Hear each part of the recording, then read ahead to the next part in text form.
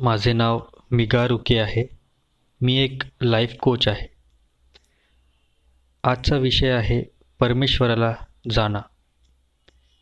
विषयाचे आंतरिक मुद्दे बघूया. पहिला, पृथ्वीवर परमेश्वराचा जन्म. दुसरा, अंधविश्वासाचे परिणाम.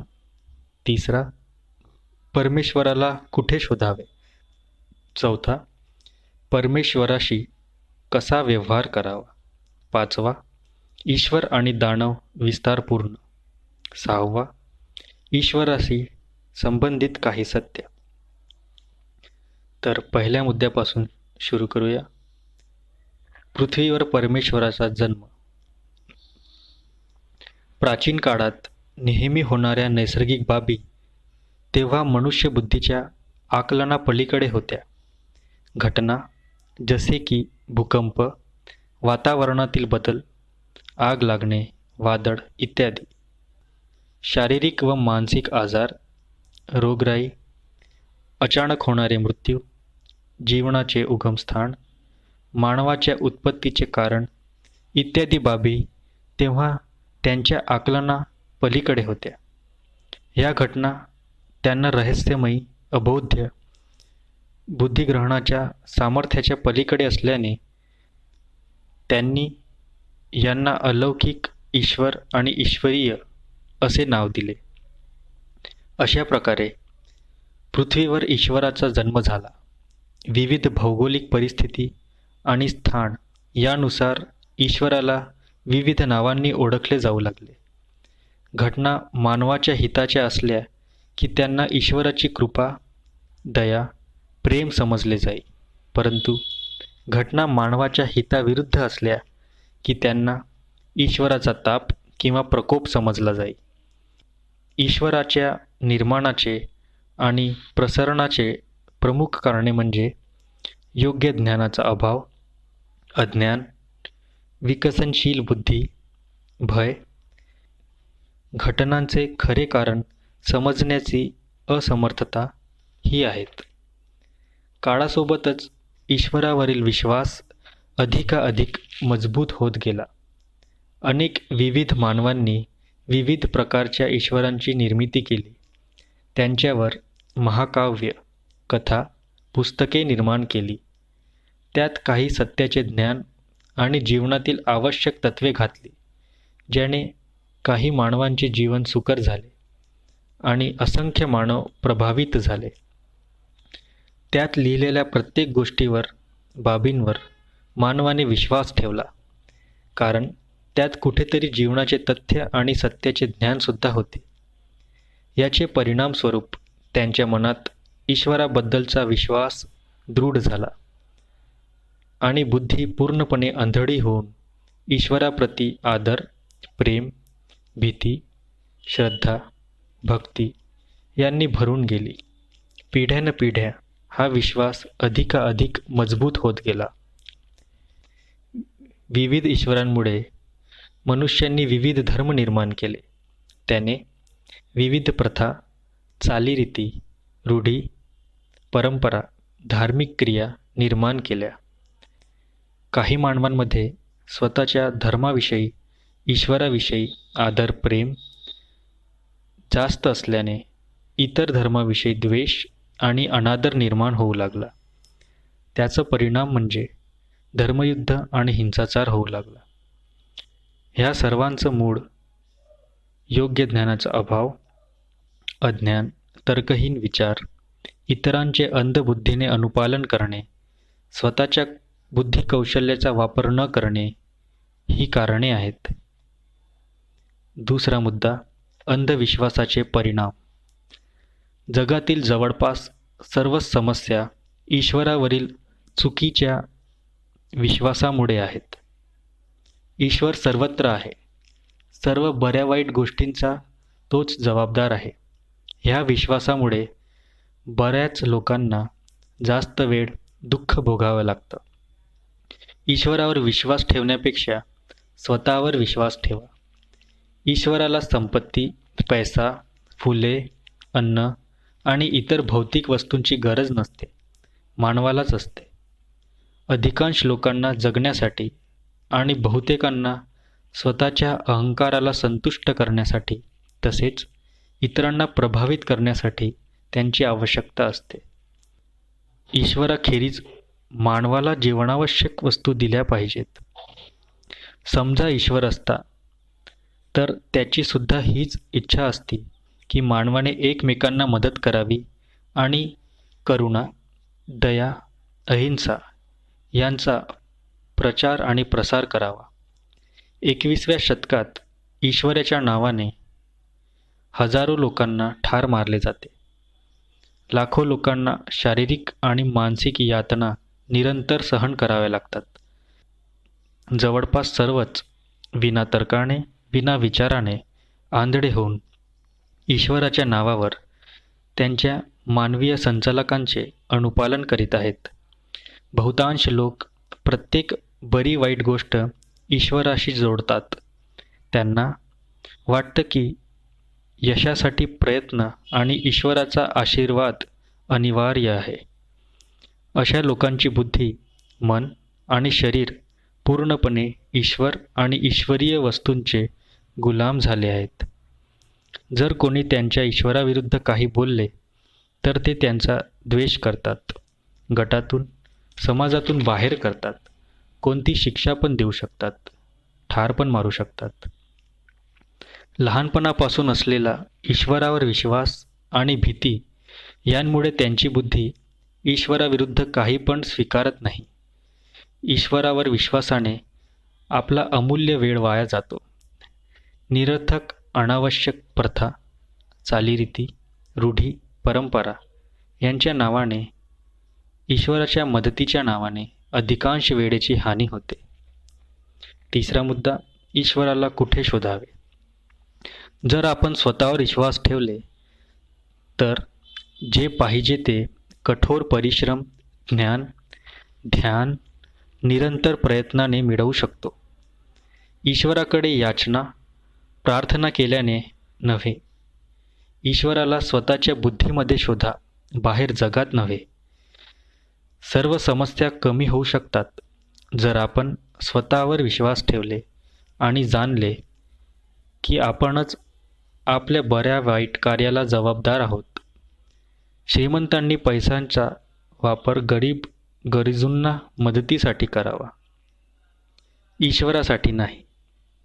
अन्न, पैसा उपाशी आणि गरजूंना द्यावा, मूर्तींना नाही. जर आपण सर्व असं करू तर जग हे सर्वांच्या राहण्यासाठी उत्तम होईल. ज्या व्यक्तींमध्ये भयमुक्त मन आणि तर्कयुक्त बुद्धी तसेच शक्तिशाली स्वतंत्र विचार आहेत, तोच या सर्व बाबी समजू शकेल. इतर कोणी समजू शकणार नाही. अन्य सर्वांनी स्वतःला ईश्वराच्या भीतीतून, दबावातून, कैदेतून सुटका करून स्वतःला स्वतंत्र करायला पाहिजे. स्वतःच्या आणि इतरांच्या बुद्धीचा स्वतंत्रपणे विकास होऊ द्या आणि जास्तीत जास्त वेळ मानवाच्या विकास आणि कल्याणासाठी द्या. चौथा मुद्दा, ईश्वराशी व्यवहार कसा करावा? तुम्ही प्रत्येक प्रथा, चालीरीती, रूढी, परंपरा यांचा मूळ शोधा. स्वतःला विचारा, मी हे सगळं का करतोय?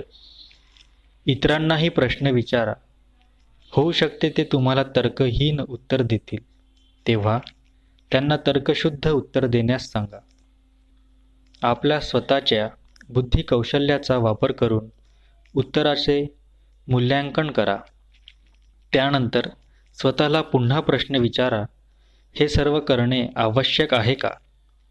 जर नाही तर ते करणे थांबवा आणि दुसरे उपयोगी कार्य करा. पाचवा मुद्दा, ईश्वर आणि दानव विस्तारपूर्ण. काही लोकांना वाटतं की ईश्वर त्यांना वाईट स्थितीतून, घटनेतून वाचवेल जी दानवाने निर्माण केली आहे. दानव हा प्रत्येक वाईट कार्याचा स्रोत आहे आणि त्याचा निर्माता आहे. सत्य हे आहे की सर्व बऱ्या वाईट गोष्टींचा निर्माण आपल्या विचार आणि कार्यांवर अवलंबून आहे. ईश्वर, दानव आपल्या मेंदूत आहेत, बाहेर जगात नाहीत. दोघेही मेंदूच्या आसपास आहेत. एकावर विश्वास ठेवला तर दुसऱ्यावर होईल. एकावर अविश्वास ठेवाल तर दुसऱ्यावर आपोआप मेंदू विश्वास ठेवणे बंद करेल. प्राचीन काळात मानव भरपूर प्रयत्न करायचा वाईट बाबींपासून स्वतःला वाचवण्याचा, त्या होऊ न देण्याचा. परंतु ईश्वराला मदत मागूनसुद्धा, त्याला आनंदित करण्याचा प्रत्येक प्रयत्न करूनसुद्धा वाईट बाबी सतत होतच राहायच्या. त्या काळी ईश्वराविरुद्ध, त्याच्या अस्तित्वाविरुद्ध विचार करण्यास मानवी बुद्धी असमर्थ होती, जे मी सुरुवातीलाच सांगितलेले आहे. म्हणून मानवाने आणखी एक काल्पनिक नामकरण केले, ज्याला दानव म्हणून संबोधले जाऊ लागले.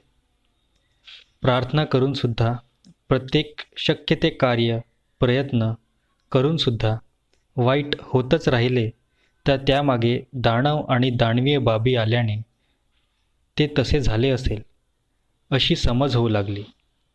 आधी जर कोणी मानसिक आजाराने ग्रस्त असेल तर त्याला दानव म्हटले जाई, कारण तेव्हा आजाराची, त्यावरील उपचाराची माहिती, ज्ञान त्यांना नव्हतं. तेव्हा अशांना समाजातून बाहेर काढलं जाई, शिक्षा दिली जाई, कधीकधी ठार मारण्यात येई.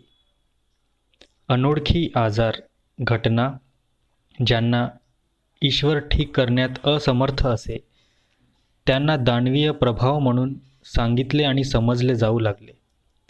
सत्य हे आहे की कोणीही कधीही ईश्वराला जीवनात बघितलेले नाही. जर कोणी बघण्याचे आश्वासन देत असेल तर तसं करण्यामागचे खालील संभावना आहेत. पहिली, त्या व्यक्तीला दृष्टीभ्रम, मिथ्याभास झाला आहे किंवा कोणता तरी मानसिक आजार आहे. दुसरी, तो इतरांचे लक्ष आकर्षित करण्यासाठी, इतरांना प्रभावित करण्यासाठी असं करत असेल, जेणेकरून इतरही ईश्वरावर विश्वास ठेवतील. तिसरं, त्या व्यक्तीचा व्यक्तिगत, वंशज, पारिवारिक स्वार्थ त्यामागे दडलेला आहे, म्हणून तो तसं सांगतो. सहावा मुद्दा, ईश्वर संबंधित काही तथ्य. कोणताही ईश्वर तुमचं आणि इतरांचं रक्षण करू शकत नाही. तुम्हीच तुमचं आणि इतर मानवांचं रक्षण करू शकता. मानव वाईट आणि अनैतिक कार्य करतो, दानव नाही. दुर्घटना होतात, काही घटना घडतात, योगायोग होतो, परंतु त्यांचा संबंध ईश्वराशी, दानवाशी जोडणे चुकीचे आहे. अडचणीत, समस्येत ईश्वराची प्रार्थना किंवा त्याची वाट बघण्यापेक्षा नैसर्गिक साधने, रसायने, ज्ञान, परिश्रमाने स्वतःला आणि इतरांना वाचवावे, त्यांचे संरक्षण करावे. मानवानेच ईश्वर आणि दानव निर्माण केले आहेत. त्यानेच भाग्य, दुर्भाग्याची निर्मिती केली आहे. फक्त मानवाकडेच त्यांनी किंवा निसर्गाने निर्माण केलेल्या समस्या, अडचणीचे निराकरण करण्याचे सामर्थ्य आहे. असे कार्य करण्यापासून स्वतःला आणि इतरांना थांबवा, ज्या कार्याने मानवाला तसेच पर्यावरणाला हानी किंवा नुकसान होईल. पर्यावरणाचे, नैसर्गिक संसाधनांचे संरक्षण करावे. सर्वांना माझी विनंती आहे की स्वतःला काल्पनिक गोष्टींपासून, त्यांच्यावर असलेल्या विश्वासातून बाहेर काढावे, ज्या पूर्वजांनी आपल्या बुद्धीमध्ये घातलेल्या आहेत. आपली बुद्धी आता पूर्वीपेक्षा विकसित झालेली आहे. पूर्वजांचा अनुभव आणि ज्ञान, समानता, बंधुभाव, स्वातंत्र्य आणि मानवाच्या विकासासाठी वापरावे. बुद्धीचा तर्कयुक्त पद्धतीने वापर करावा आणि स्वतःच्या बुद्धीचा, मनाचा विकास करावा. आपल्या सर्वांजवळ सीमित वेळ आहे, त्यामुळे जीवनाचा प्रत्येक क्षण सत्याचे ज्ञान समजण्यास, कौशल्य, मनाच्या आणि मानवाच्या कल्याणासाठी, विकासासाठी द्यावा. जर आपणाला या विषयाबद्दल आणखी जाणून घ्यायचे आहे किंवा या विषयावर माझ्याशी चर्चा करायची आहे, माझा व्हॉट्सॲप क्रमांक आहे 9970351091.